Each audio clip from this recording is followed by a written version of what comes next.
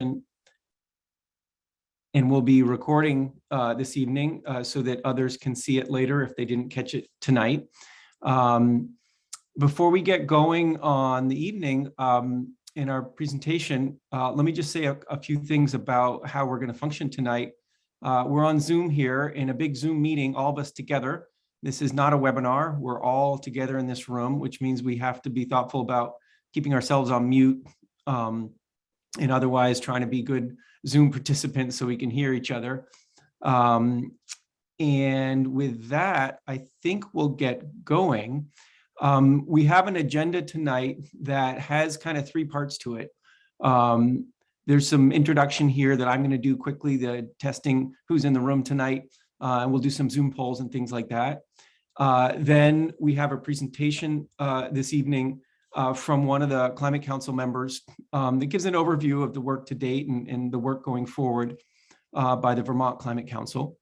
Then we're going to do some smaller group conversations where we can really dive into the feedback that all of you might want to give to the council around things that are going well and things you'd like to see done a little differently as the council goes forward in its work. And finally, we'll come back together and do a quick debrief all together in that and shout out some of our big takeaways. Overall, we're not going to spend more than an hour and a half together this evening between these plenary sessions and the breakouts, which will be about 30 minutes. Okay, so that's what we're doing this evening, and we really welcome everybody here with us. As we get going here, I just want to take a moment to test who's in the room with us this evening. We're going to do a couple Zoom polls, and before we do that, we have on the slide right now a map of Vermont, and this is something where each of you can actually annotate and tell us where home is in Vermont. And the way you do that is with these, see these little blue arrows on the slide? The first blue arrow at the top, the very top, if you go up to the next one, yeah, that one, right where it says you are viewing Jane Lazarchak's screen, right next to it, it'll say view options. And if you click on that view options, you'll get that drop down menu and you'll get down to annotate. And by clicking on annotate, that's going to enable you to actually mark up this slide and we can all see it. Once you click on annotate, there you go. I see someone got it. Then you go onto that bar that shows up and you click on stamp. And we ask you to pick the stamp that's the heart and place your home or whatever you want to deem as your home on the map. And I can see folks doing it. If for any reason you're having trouble making the annotation work, just drop your location in the chat and one of us can help mark that onto the map. So if you're struggling with the annotation piece, just put where home is in the chat and we'll put that heart right on the map for you. So let's just take a moment, let everybody get in there. Again, if it's not working from a technological standpoint, yes, thanks, Ollie, about that. Marion can drop a heart on Cornwall. And another one on Braintree, another on Bristol, another in Berlin. Great, thanks folks in the chat. Okay. We've got Randolph too. Thanks, Marion, for helping to do that. Let's just let this go one moment more. Again, the purpose just to say who's here and where are we from in the state. Great, I see some others, Craftsbury, Railton, excellent, okay.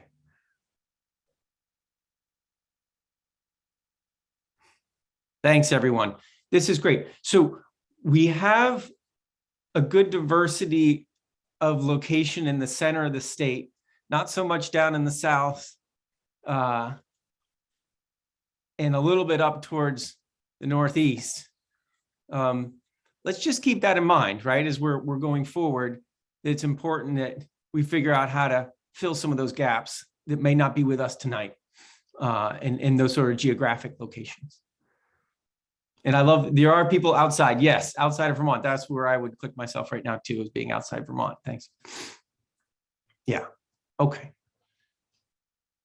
Great. All right. Let's do a quick, I'm going to grab a quick screenshot of this so we keep this for the future. And great. Okay, so now let's keep going forward. I'm going to ask Cameron to help clear off the annotation there in the next slide, or else we'll carry forward those hearts all the way through our presentation this evening. All right, thanks everybody. That's great. So let's, while we're looking at this main slide, let's go ahead and do a Zoom poll. And Cameron can open that up for us. And in fact, we can even drop the slides for 1 second, Jane, while we do this. So on your screen, you should see 3 polls, and you can scroll right down and do all 3 at the same time. The first poll is asking you about what kind of climate or weather-related impacts might you be seeing in your community. Go ahead and pick up to 2 that feel the most relevant. So take a moment to do that. And then when you're done with that, keep scrolling down. And there's a second question, which asks what best describes your current knowledge of the initial Vermont Climate Action Plan. And when you're done with that, scroll down to the third question, which asks about a sort of affiliation question. So we'll take a moment. While folks are answering that, I'll just mention that I'm here with some colleagues. Cameron Hager is here running the tech with us tonight, and feel free to text him or in the chat if you're having any kind of technical problems or things aren't working out for you. I'm here also with Catherine Morris from my team, who will be helping to facilitate today and do the small group work as well. Okay, let's let this run a little bit more. We've got 21 of you who've answered. Let's give it a second more for you all to answer these questions.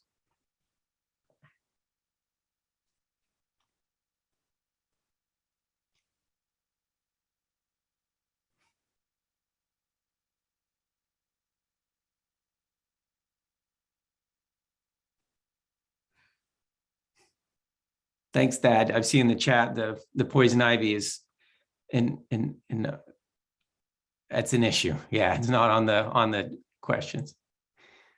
All right, take just a moment more.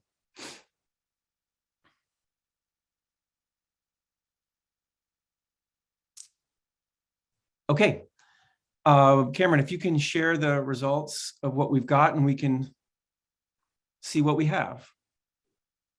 All right, can everybody see those results? Yeah? Okay, great. So if you look at what folks are saying, what you all are saying around the types of impacts, it's pretty spread out across those different ones.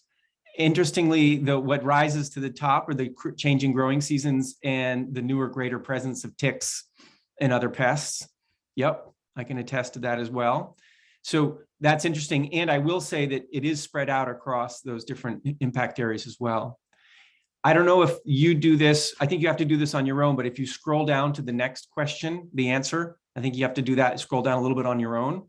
And what we can say is the large majority of you have read or heard about parts of this or been closely tracking, and less than 20% of you, this is your introduction. So that's good. And so we can get into some of the substance tonight and some of the key areas.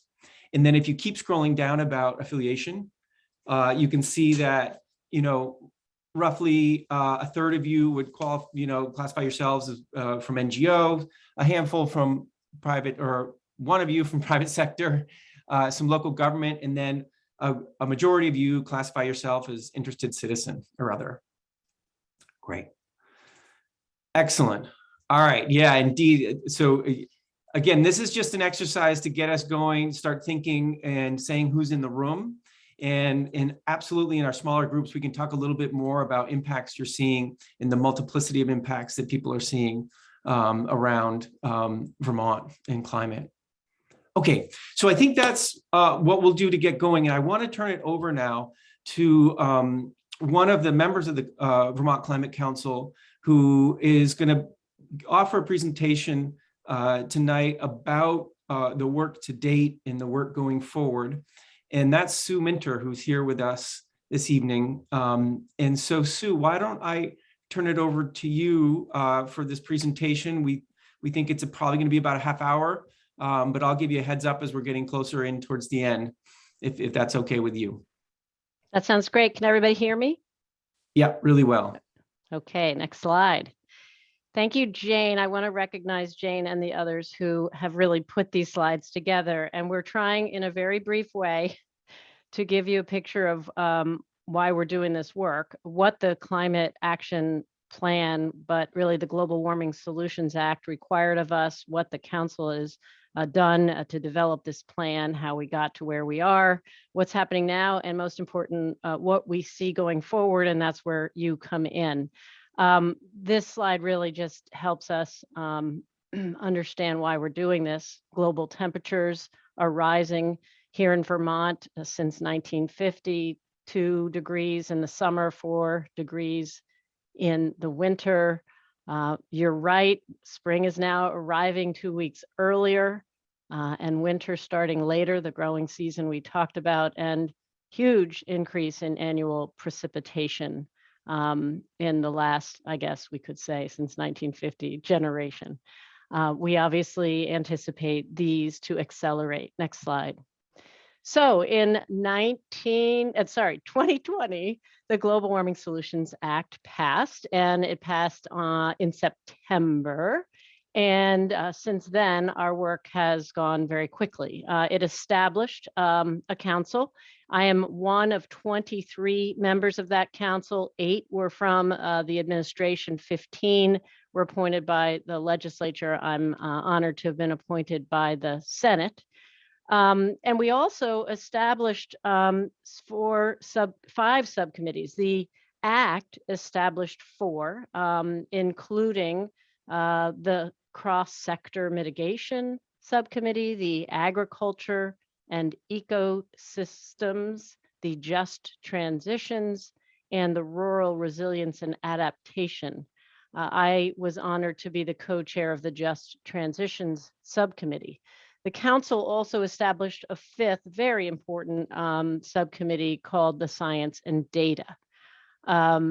We began meeting in November. We established our subcommittees, which really began in February. We had a lot to do. Of course, this was in the peak of the pandemic, and we were meeting virtually. And when we decided to really grow our power by bringing a lot more people into our process in these subcommittees. In fact, 32 additional Vermonters with expertise in certain areas and a far greater representation to bring to the development of our climate action plan, which we worked very busily on throughout the year, and by December 1st, actually voted to adopt a climate action plan. Next slide, please.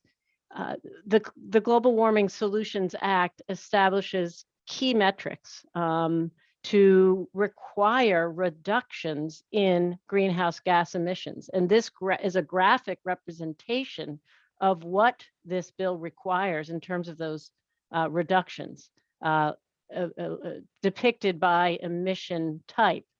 So some of you may know before this act, there were state goals for reduction, but frankly, they hadn't been going very far, as you will see, compared to where they need to go based on what are now statutory requirements.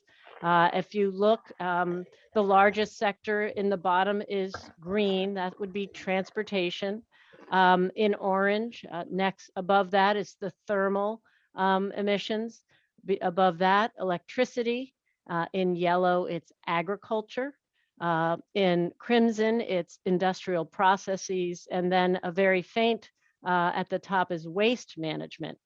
When you look at really what we call sort of the grayer part, you will see where the emissions are in 2005, the highest emissions.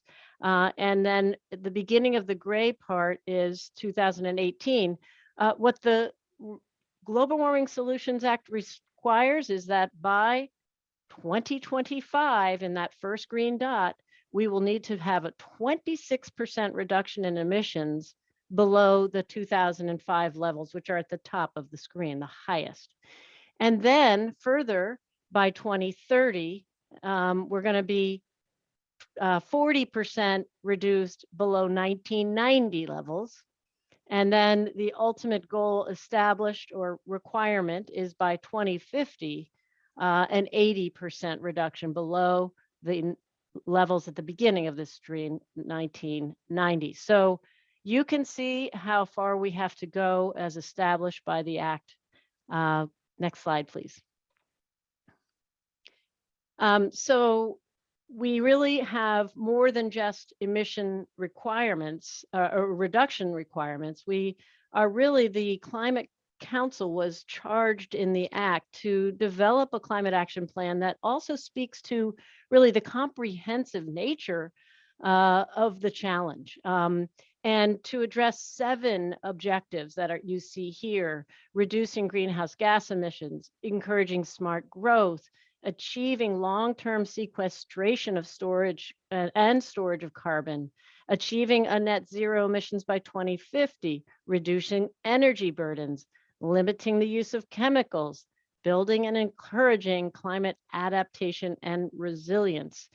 And we really want you to understand that we've come to understand climate action really requires a 3-pronged approach. We've got the emission reductions, but we also have developing strategies for adapting to our changing climate and building resilience throughout our state, as well as sequestration of the emissions.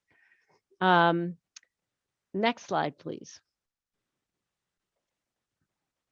So one of the other key elements that I like to highlight, and I'm biased, but I was the chair of the Just Transitions Subcommittee.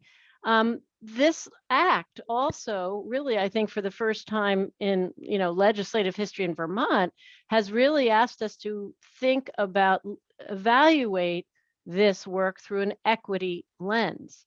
And one of the first pieces of work that the Climate Council embraced were what the Just Transitions Subcommittee wrote up, which is called Guiding Principles. And we've set really a framework for the council and its subcommittees to use in evaluating the priorities and the actions that were being considered. And just to elaborate a little bit on these, and they're deep thinking, but we wanted to say that all of these policies and programs really be inclusive and transparent, that Vermonters really be informed and able to participate throughout decision-making process, that they be accountable and restorative recommendations, looking at past harms, recognizing, acknowledging that the status quo really perpetuates an ingrained system of inequality that we have to consider. We wanted the council to really move at what we call the speed of trust, and to acknowledge that there is a tremendous amount of distrust for all kinds of reasons, and that there needed to be intention in not rushing, that we wanted to really incorporate inclusion and solidarity in what we are trying to do, and in particular, solidarity with the traditions, especially Indigenous communities and traditions. We felt it important to prioritize really the most impacted first, knowing that many of the frontline communities are most impacted and least able to cope with the impacts of our changing climate, and that we have special attention to support workers and their families through this transition. Next slide. Were you going to add, Jane, here maybe how much, we've done a fair amount of public engagement. Is this the slide? Okay. Yeah. Yes, sorry, Just I'm at the seeing bottom. it. So I do want to recognize we feel very sensitive that we haven't done enough as a council. And we haven't really done the best job in this because we frankly have been handed a rushed uh, plan and timeline. But we did really try. We had 7 very broad-based engagement events, 4 of which were in person and 3 of which were online. And we did engage the comments and involvement of 520 participants, and then an additional over 1,000 who we connected through interviews, roundtables, surveys, and public comments. So we didn't do nothing. We didn't do the best. We have far to go, but we really, I think, did do a fair amount. Next slide, please. So what's in the climate action plan? We really have a very large body of work. I think it's pretty impressive. And really a suite of what we consider quite ambitious, but goals that we believe must be embraced by the state to meet the requirements. You're going to see what we call pathways, 26 sort of high level pathways, 64 strategies and 234 action steps. A lot to do. But it really is, I think, illustrative of the immense amount of work ahead to address this crisis. Next slide, please. So the plan itself is sort of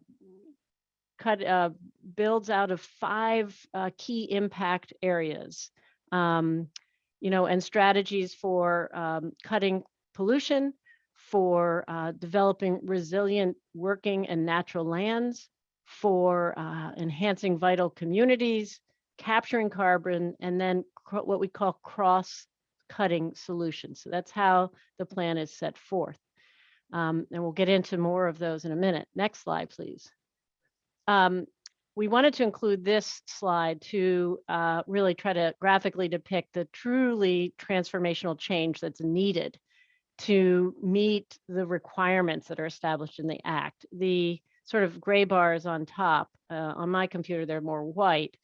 They really establish what sort of business as usual. This is, we are actually right now with current policies doing a gradual reduction.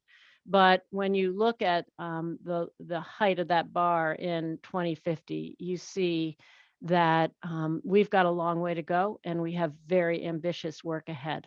Next slide, please. There are, over 200 actions in there, but we are sort of highlighting some of the biggest ones. Transportation, as you saw, is the largest contributor of emissions today, over 40%. So we have very aggressive goals for transitioning to electric vehicles. We have really started to evaluate what the numbers, the percent of sales, and also looking, though, not just at electric vehicles, but at reducing the vehicle miles traveled. And that looks to a suite of other strategies about how Vermont grows, and particularly as it grows in a very compact settlement pattern. But you can see that right now we've got 20, we're actually not seeing the number we have right now, but we're trying to get to 27,000 by 2025. If anyone knows what that is relative today, that'd be great to put in the chat because it's a significant bounce and we got to get moving. Next slide, please. And I apologize in advance for going so quickly through all of this. We'll have a chance to get more into this.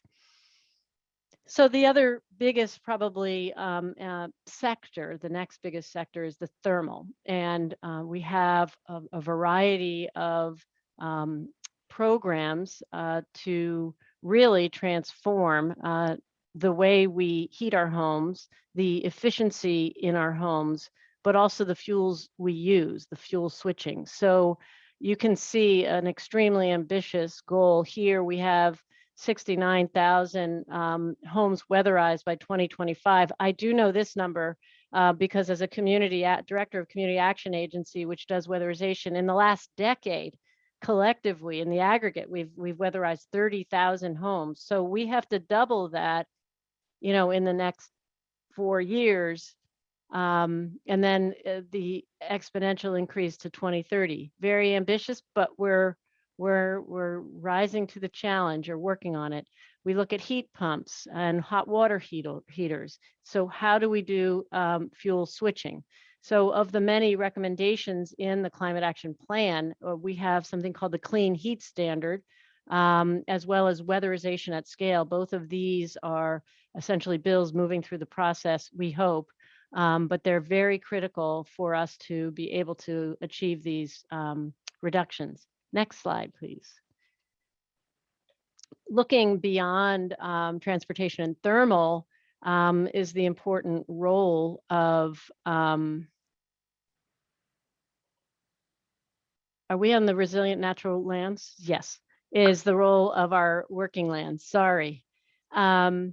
And we know we have to focus on really reversing the current trend of loss of agricultural and forest lands in order to support the sequestration goals, but also to build resilience into our natural and working lands.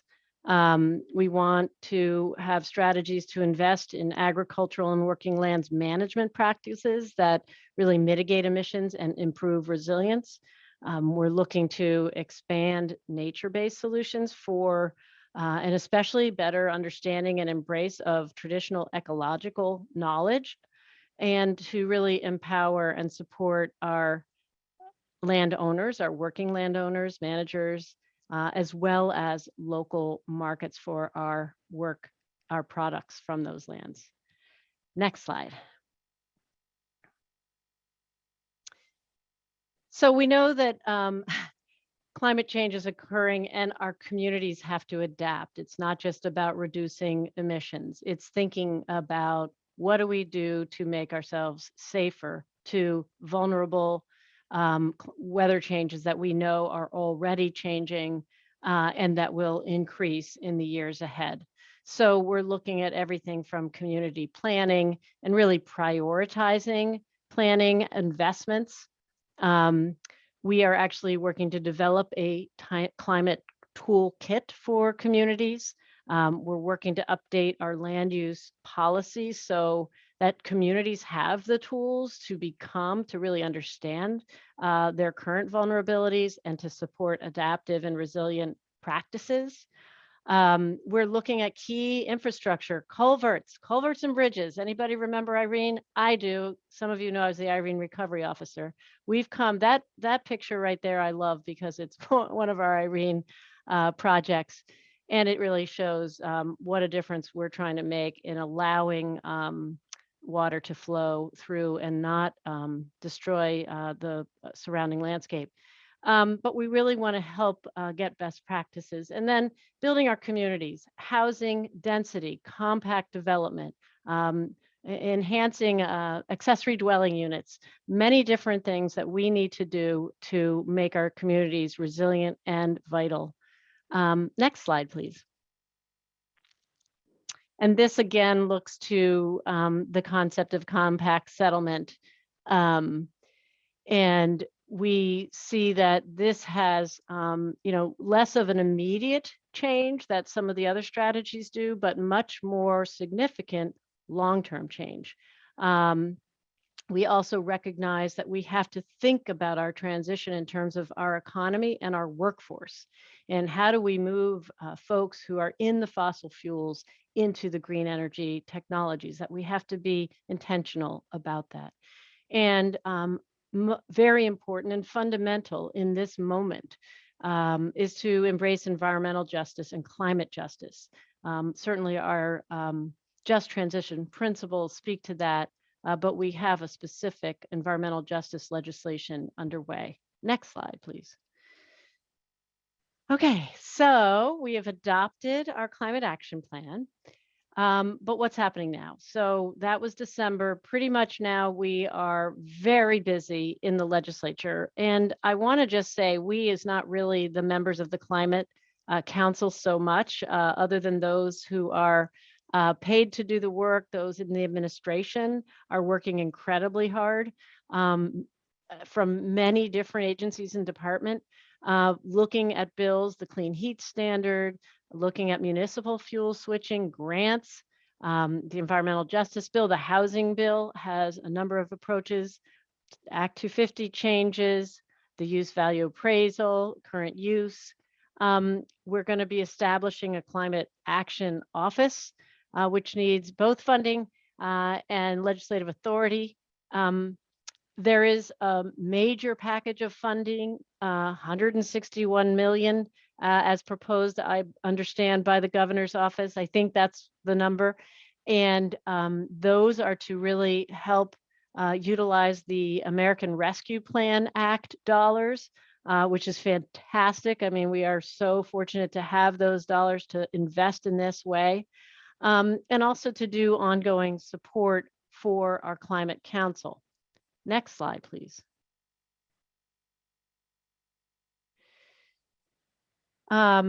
This is just a deeper dive into what sort of the executive branch is doing. I mentioned a lot of work in the legislature, but also technical analyses, applying for grants to keep our work funded, developing RFPs so that we will have consultants doing very important measuring tools, establishing something called a municipal vulnerability index, something that helps communities understand and identify their risks, looking at sort of the full life cycle of carbon, and how do we think about that as we evaluate the changes ahead and our metrics. The executive branch is supporting the council. Again, Jane has done incredible work along with others here, Marion, I believe, just to keep our council going, which is a tremendous work, but also the council now is not meeting as regularly. Instead, it has created special task groups, one on biomass, transportation, public engagement. Also looking at how are we going to analyze how we implement and measure our success. And then the executive branch, of course, will move to the implementation phase and rulemaking. Next slide, please. So now we're sort of what's going on with the Climate Council. And I think this is important for you because we do want to highlight that there's substantial work areas underway now that I think you will be able to have a chance tonight and beyond tonight to weigh in on some sort of unfinished business, I guess I would say. The transportation, there's almost a gap really in where we left ourselves, because the week or so before we were to adopt our plan on December 1st, there was a real disappointing and really critical change in the landscape around a program called the Transportation Climate Initiative, which essentially the bottom fell out. The states, it was a regional plan, and other states decided they weren't committed to it. So it was not realistic for us to utilize that strategy, but that had been the major thing we had been moving on. So we have work to do there. We have worked unfinished business around biomass. We are also still developing, as I mentioned, the Municipal Vulnerability Index, the climate tool, measuring our progress, looking at rulemaking. We've got technical studies underway, and we will have additional engagement. And I do want to say, I'm quite conscious and not happy that right now in this event with you, we're kind of replicating the frankly not inclusive enough engagement that has been a part of this whole process. And we are committed to thinking differently and acting differently, and thinking about ways to work with other partner organizations that really help us understand disadvantaged communities, to bring them more into the process and more aware of what we are doing. So I want you to know there's more underway there as well. I think there's probably a lot of things that I haven't mentioned, but I bet that's half an hour. And I think we have a little bit of time for questions, but really this is to give you a broad sweep of information about where we've been, where we're supposed to go, where we're trying to go, what's happening in the legislature, what the executive branch is doing, and how the Climate Council is continuing its work. And I'll leave it there. Back to you, David. Fantastic. Thank you, Sue, so much for that overview. And we have a little bit of time before we go into breakouts and do these questions that are on the screen right now. We want to do this discussion in a smaller group. And so we're going to split up into smaller groups and do that. Before we have this more substantive discussion, let's just take a moment. And if we have clarifying questions about the presentation, I've seen a few in the chat, for instance, to help understand better that the ARPA budget and what that means. But if there are a few clarifying questions folks have about the substance of what Sue just laid out, why don't you throw those in the chat and we can try to field a few of those sort of clarifying questions before we break up into these smaller groups and have a conversation. I wonder, while you're thinking about those, and I can field those out to Jane Lazarchak, who is director of the Global Warming Solutions Act office. I'm not sure what Jane, sorry, I got your title wrong there, but for instance, Jane, could you just say a word more to clarify that ARPA budget? Because the slide made it seem like it was $161 million for weatherization, which is not actually what is intended there. So while others drop some questions in the chat, Jane, could you just say one more word about how the ARPA funds are suggested to be used for climate issues? Yeah, and when I'm done talking, I can drop a direct link into the chat for folks to review the governor's proposal in this space. But the American Recovery Protection Act funds are dedicated to all the buckets, or the governor, I should say, has made recommendations in the big bill in the fiscal 23 budget that allocates all of the remaining ARPA dollars that we have to spend between now and 2 years from now. They must be obligated. And he's made recommendations that have yet to change in the climate space in negotiations with the legislature that look to fund things like weatherization, which is $80 million in the governor's budget of that 161. But there are also additional components allocated towards fuel switching, towards riparian work, and thinking about how we invest in resilience and beyond. I can drop in the chat all of the specific allocations, but it was a commitment by the legislature and the governor last year to hold back between 150 and $200 million in ARPA dollars to put towards direct implementation recommendations in the climate action plan. So if everything proceeds, it's right now roughly just over $160 million of those funds. Super. Thanks for that clarification, Jane. I see some other questions related to what's underway in terms of public engagement, and also a question around just transitions. And I wonder, Sue or Jane, if you want to say a few more words about those issues that were mentioned briefly in the slides, but just to clarify what's planned this year around public engagement and also around the work of just transitions. I can start, and then you can fill it out.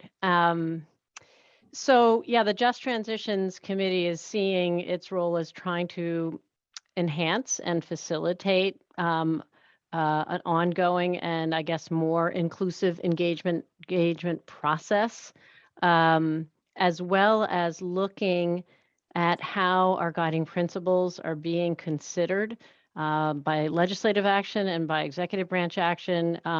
We have a tool that we are trying to encourage. How does it get used? We are also looking at measurements tools so that we can start to think, if our guiding principles aren't really being utilized, how do we evaluate that? So we're trying to think of strategies to really integrate our guiding principles into practice. Not simple, big ideas. But our outreach is really trying to make the plan more accessible. We're going to have some broad engagements like this, and then more targeted partner engagements. And some of the most important first steps is we're going to translate the plan into more languages. So, because it's not accessible on just because it's in English to start out. We're developing kind of multimedia, like what they call a story map and videos to make some of these ideas more understandable, more accessible. We're really trying to meet people where they are at, as opposed to in the kind of framing that, policymakers are using and have been using to date. And that's why I'm sort of apologizing that we're doing this high level work today, but this is not going to be the type of work that we're doing moving forward. We're really trying to build an infrastructure so that over time, we are able to more easily connect with the folks who we feel are so disproportionately impacted by climate, but don't really know about all this work. And this is not simple. It takes a lot of work, and it really is going to be working with very trusted groups. We have, a coalition of BIPOC Vermonters. The Community Action Network is going to be part of this, as well as the Indigenous community. So we're trying to think differently and not rushing, but thinking more intentionally. Great, thanks.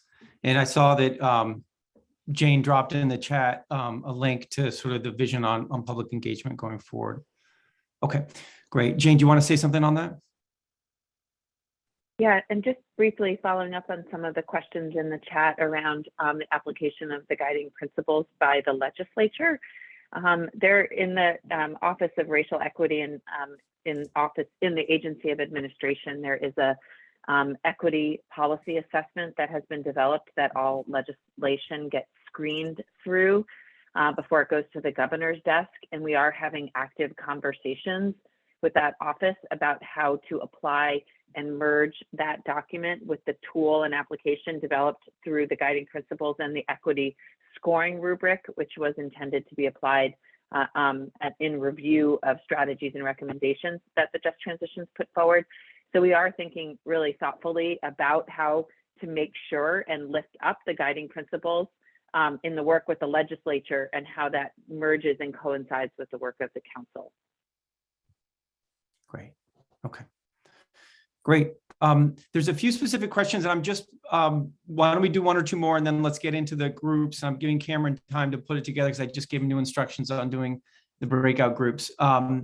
So some of the other questions, some specific things around rental properties, a specific question around asylum seekers. I just wonder for those who are here, I also will ask if you're a member of the Climate Council, if you just want to tuck that behind your name in the Zoom, or if you're a member of staff who's helping to support the work of the Climate Council, you want to put your staff affiliate, the sort of agency you're with after your name, that can be helpful for everybody here. But Sue or Jane, is there something specific to respond in terms of the questions around rental properties or another question around asylum seekers?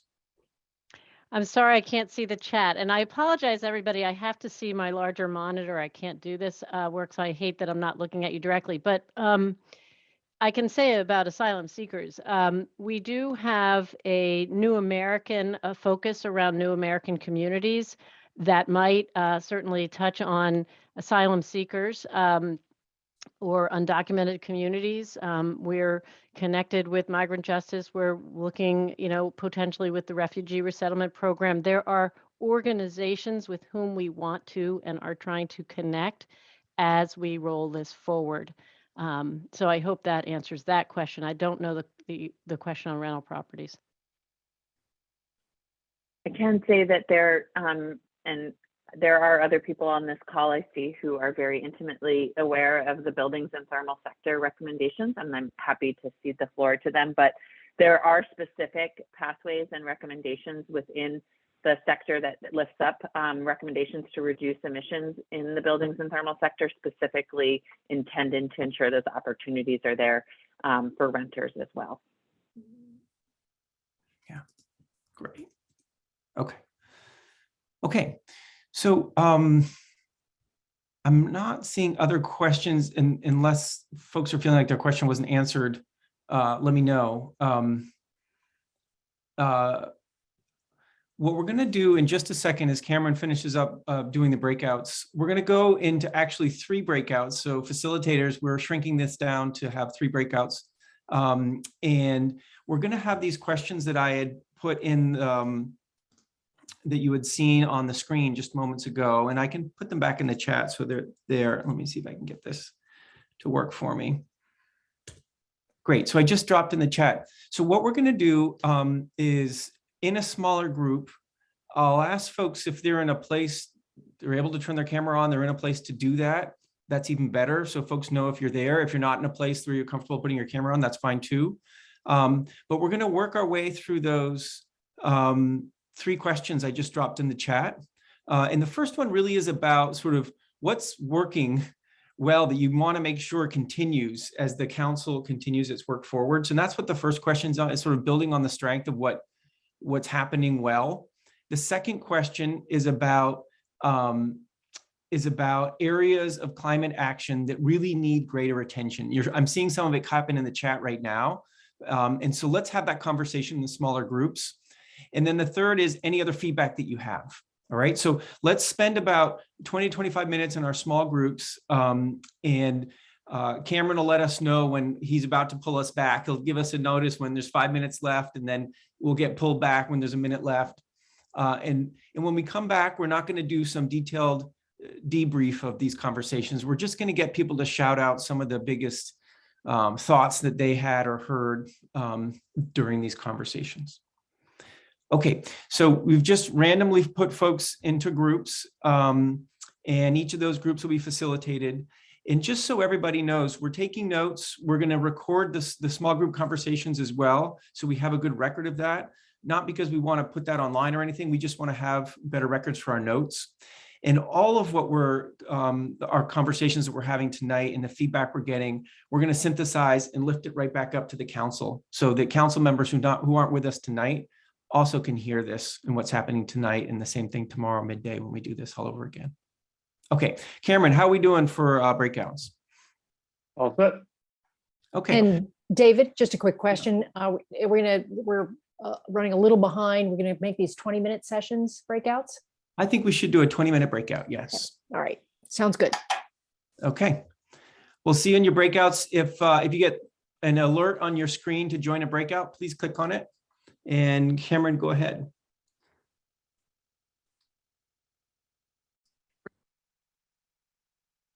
Okay, so great. Sometimes that can be a little bit harsh, the pullback. So I apologize if anybody was in the middle of saying something and you got your sentence cut in half there. Thanks, everybody. I hope you had as good a conversation as our group did.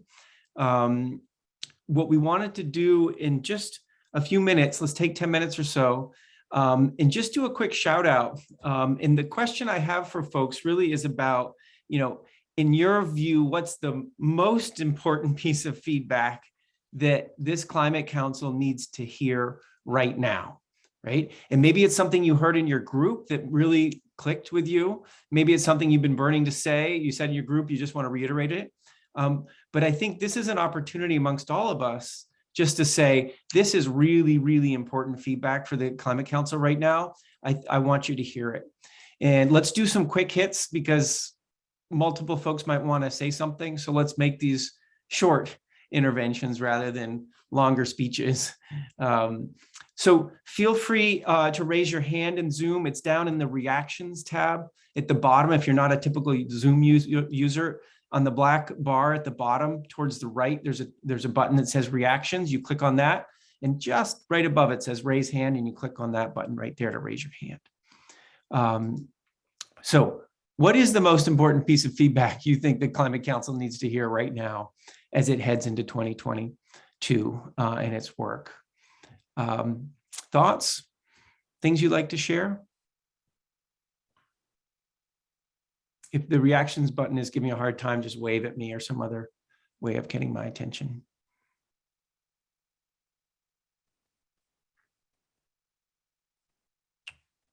Brian, go ahead, please. I think the council has to understand that this plan is being pushed forward regardless of the reactions to it and the science and the fake science behind the solutions being proposed. The solutions to transportation are focusing on replacing cars with EVs when cars only represent 20% of the sales in 2018, trucks being 80%. That's not going to get us anywhere. We need to focus on public transportation. That's the big saver. We know it all. Everybody knows it. It's being ignored. And the clean heat standard, they're proposing biomass fuels, which are not proving to be real substitutes for fossil fuels. So that's another phony proposal that's a solution that's being put forward. And they need to focus on the things that are really going to work. That's weatherization, and cold climate heat pumps, and energy efficiency. Those are the only things. We do not have a real solution for fuel switching. Thank you. Thanks, Brian. Appreciate those thoughts. I see other hands. Steve, go ahead, please. Thank you. My suggestion for doing more or better would be ongoing engagement of people in actual work as opposed to just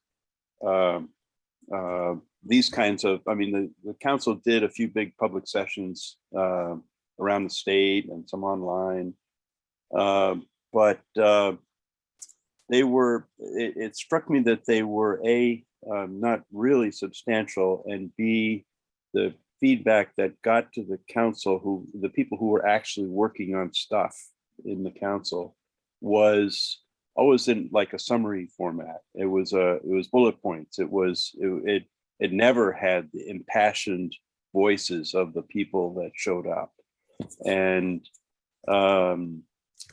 at the same time, I think there was a tendency, not everywhere that I saw happening, but in at least in certain parts, for the work that was happening to sort of leave the public space and go off into private spaces, and substantial decisions were made well out of public view without opportunity for any public input.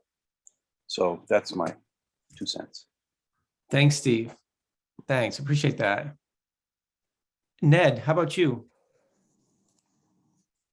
Yeah, thank you. Again, I'm thinking that the council needs to be a place where there's a reflection about how this all comes together and how to convey this ahead of us. And so just to pick up on, Brian's point about electric vehicles, which has come up elsewhere, that might be a solution for individuals, but as a society, we need to do much more profound changes. And how do we use the council context and the Just Transition Subcommittee context and process to basically uphold what's needed for the people of Vermont and for the planet, for the people of the planet, and not just to kind of cozy up to what's the priorities of the comfortable. And that's really where the legislature is going to go, and that's where society wants to go. But we need to have answers that are really going to be effective, and to make them possible and to make them welcomed. So, thank you. Thanks, Ned. Yeah. Annette?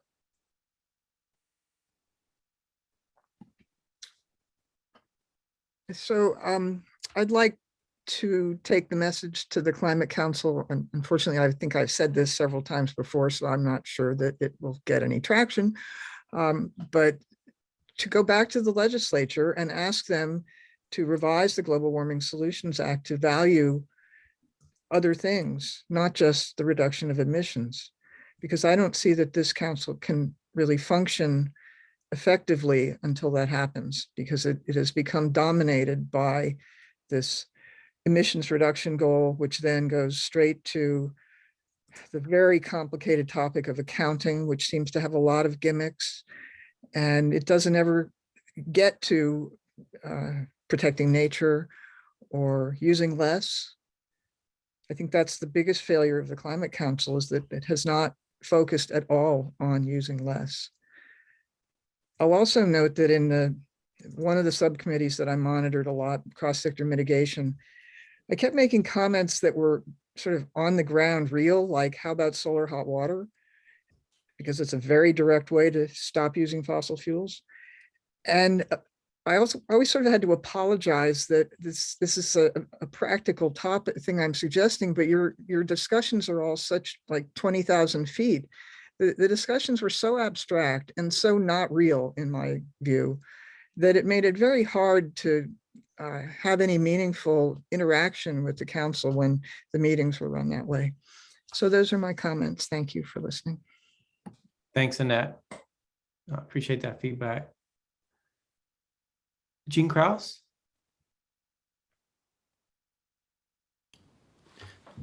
It occurs to me, and I think several others have raised it, but in our group, the whole issue of justice and equity seems to have been sidelined and almost neglected when it gets to the legislature. Yes, there's an environmental justice piece of legislation, but that compartmentalizes that, and it then becomes easy for our legislators to push it aside and not to say, yeah, we've dealt with that, but now we don't have to deal with it in the clean heat standards or the electric vehicle, whatever. The whole issue of climate justice somehow needs to be more incorporated into the work of the council and not seen as an add-on, in my opinion. Thanks. Thanks so much. Yeah. I know Gary, dear, you've been trying to raise your hand, I think. So let me just jump to you, Gary, if you've been trying to do that. Hang on 1 second. You're on mute, Gary, if you want to take 1 second.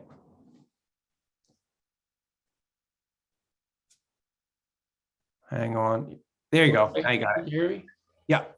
In the breakout section, I thank the Climate Council, but I also thank them for recognizing that they didn't get it quite right, despite an outstanding effort, but they got much of it right. And I attended a part of the Senate heating standard bill, and they were getting new input, and it really sounded like they were going to take it seriously. The other thing I mentioned in this session was this book, The Future We Seek, by the two organizers of the 2015 Paris Climate Agreement. There's 10 necessary actions in there. And I am not personally ready to make the sacrifices, even though I've been long time committed to this. So I really suggest the Climate Council look at the humanity factor of how we go about making an absolutely major change in our lifestyles. Thanks, Gary. We have time for two more. I see Robert and Vanessa. So let's go first to Robert and then Vanessa, and then we'll be finishing up for this evening. I'll be as brief as possible. One of the areas that I'm working in a concentrated way involves increasing soil carbon. And we have a payment for ecosystem services program, which is being designed at this moment, which will pay agricultural producers for for performing good deeds. One of which would probably involve increasing soil carbon. Who owns that carbon, and can we take credit for it on a state level? And if we're going to pay them for it, can it be used? I don't know if the plan is designed to do that, but it's a question. Also working with a mobile soil testing system, which is in use in Germany right now, which is basically, it looks like a little bit like a pogo stick, if you remember those. And it is connected to the cloud remotely, and it is a probe which is inserted into soil, and it uses optical and electrical sensors to test NPK, soil moisture, soil carbon, and other things, shoot it up to the cloud and get an instant readout on what's in the soil. And it allows you to track changes in soil over time. This is a very valuable thing. And I want to go back to what I said about the NRCS and their interest in building soil carbon. And just make sure that the state gets credit for it. With Thanks, that, Robert. That's really interesting. Vanessa, last word. Thank you. So I just, I wanted to, one of the things I do appreciate is how you all keep engaging. And I think really trying on the just transition stuff, the equity piece and taking the feedback. So I just really hope that you continue to do that and it's not just sort of performative. I think there's a discrepancy right now between what the values of the climate action plan around equity and the just transition principles and the way things are playing out in the legislative session. Where we're not moving at the speed of trust and we're not centering the needs of the most vulnerable. And so I just want to lift that up. And I don't know how we do that given the legislative timeline. And I don't know if that's something that can be thought about, whether it's a 2-year cycle to really get, or, just we can't have the process we've seen on Clean Heat Standard happen again because it's truly not equitable and is very damaging. And one of the things in particular is, you're starting to look at the life cycle impact of greenhouse gas emissions to look at our impact on, beyond Vermont's borders of our energy use. But a lot of that looks good on paper. It's really, really hard to quantify life cycle analysis of biofuels. And then the other piece is we're not really looking at the impact of our energy use on people and ecosystems beyond Vermont. And so that's just another thing to think about, and all these things are incredibly hard to do, which, brings it back to, I think what Annette said and others have been saying, that we really need to start reducing because the reality is there's no clean heat or clean energy solution out there that's not going to be damaging. And I think we need to challenge, the growth paradigm. We cannot continue to extract from the planet to meet our energy needs. And so how does the Climate Council center that? And, obviously we're going to have to find a way to transition. But it seems like what's happening right now is to continue to consume at the same rate. And to hope that we're going to find solutions to replace that, which, when you start looking, nothing is perfect. So just wanted to say that. Thank you, Vanessa. Okay. So we're getting to the end of our time tonight.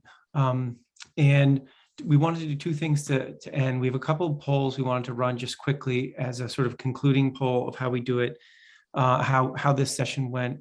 And then Jane Lazarchuk's going to give us a quick nod to what's happening next and what folks can expect.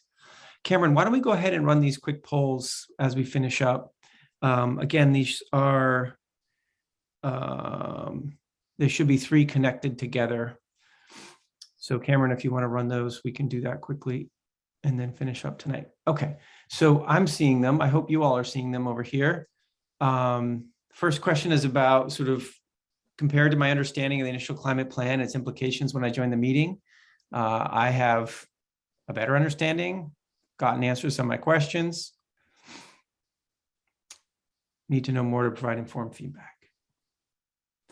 So the second question I call our inspirometer. I made up that word, but it's basically how am I feeling, right? And how am I feeling about the council's work on climate action in Vermont? The third question is about areas where you'd like to see the most progress this year. And these are just naming the areas that are happening this year already. And interested to get your feedback on that. So we'll give folks a moment to answer. these three questions, just take a moment and then we'll finish up tonight.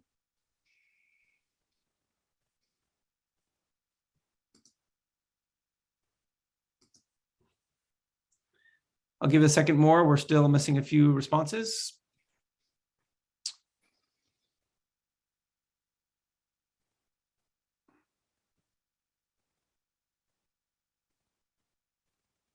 All right, I think that's probably all we're going to get. Cam, if you want to go ahead and share the responses, that's great. I see them. I hope you all do too. So folks are split between I've gotten answers to some of my questions and I need to know more to provide informed feedback. Great. There are definitely resources to find out more reading the climate action plan. In our Inspirometer, we're kind of mixed, but trending to like, and so. Okay. So that's a good piece of feedback for the Climate Council. Like, we're not really hitting this out of the park right now. In the third one, again, there's a nice spread across this. Again, we're forcing you to pick two, which isn't necessarily the reality. All these actions will happen, but there's a lot of interest around the public engagement with an equity lens, right? There's a lot of people who picked that, and also the transportation. Okay, great. Jane, what are our next steps? Thanks, David, and thanks to everybody who joined tonight. I, of course, want to just reiterate appreciation for being with us tonight on such a beautiful evening. So I just put in the chat, I wanted to draw your attention to our website, first, climatechange.vermont.gov. On that, we have a great site which includes our calendar. All of the meetings of the Climate Council and subcommittees are open to the public. We have folks who often show up, but we really encourage and always hold space for public comment at the end of meetings and want to draw your attention to that. I also put back in the chat a link directly to the slides that Sue presented tonight and wanted to call your attention again to those last three slides that focused in on the work at the legislature, the work of government officials in the executive branch, and then the work of the Climate Council. Those are your touch points for engagement. I really want to draw your attention to the bills and the components that we referenced and spoke to tonight, the Clean Heat Standard, others. Those are still being worked on in the legislature. Go engage. We had a citizen legislature. They're all on Zoom. You can watch them. I encourage folks to be involved as much as you can in that space. We, the executive branch, both myself and Marion Woltz, who's also on the call tonight, are the staff of the council. We work for the Agency of Natural Resources. The website has a direct email to us, a Climate Council link. There's on the site, but we can put it in the chat as well. I encourage you to reach out and ask about any of the work that we're engaged on. And then finally, the feedback you provided tonight is directly for the Climate Council on work planning and their ongoing work. The next meeting of the council, I believe, is May 16th, where we'll focus a lot of that meeting on their review and implementation of rulemaking, but we'll also be sure to synthesize and provide the comments we hear both tonight and tomorrow. And we will continue to be thinking about how we bring more events to you in the coming months. We have a focus now shifting to really how we lift up and support partner engagement. We'll be thinking a lot about how to also continue to tap into the public, whether it's through broader public comments at meetings or whether it's through direct events like this as we staff up and think about the role of community engagement long-term. As we know, because I do really believe and echo what someone else said in their comment, it's not really about clean heat or choices, it's about a shift in how we live on the landscape. And I think that doesn't move forward without Vermonters feeling involved in the process. So thanks for being here tonight. Thanks, everybody. With that, we'll finish up. Really appreciate everybody coming with us tonight on this conversation. We're going to do this again at lunchtime tomorrow. If you have somebody you think would benefit from that, send them the link and they can join us tomorrow to do this all over again. Have a great night, everybody. Thanks so much. Take care. Thanks, everybody.